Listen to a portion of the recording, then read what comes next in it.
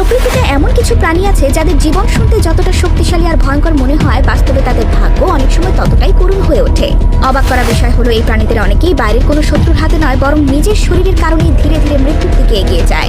বিষয়টা শুনলে গা শিউরে ওঠে, কারণ এখানে লড়াইটা বাইরের কারো সঙ্গে নয়, নিজের অস্তিত্বের সঙ্গেই। প্রথমেই আসি আরগালি নামের এক বিশেষ ধরনের প্রাণীর কথায়। এরা মূলত পাহাড়ি এলাকায় বাস করে এবং তাদের বিশাল ও শক্তিশালী শিংয়ের জন্যই পরিচিত।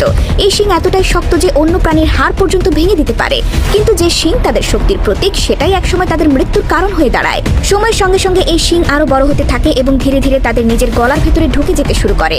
দিনের পর দিন অসহনীয় যন্ত্রণা সহ্য করতে করতে একসময় তারা আর টিকে থাকতে পারে না।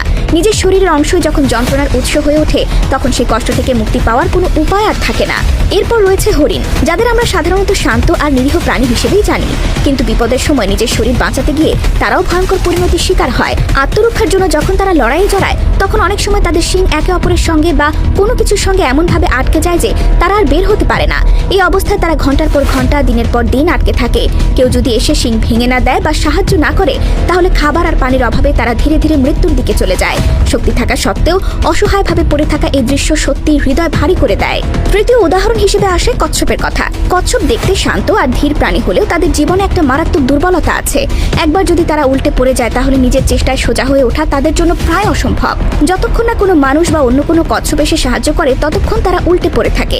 এই অবস্থায় খাবার আর পানির অভাবে তারা ধীরে ধীরে নিঃশেষ হয়ে যায়। বাইরে থেকে ছোট ঘটনা মনে হলেও এই অসহায় অবস্থায় শেষ পর্যন্ত তাদের নিজের মৃত্যুর কারণ হয়ে দাঁড়ায়।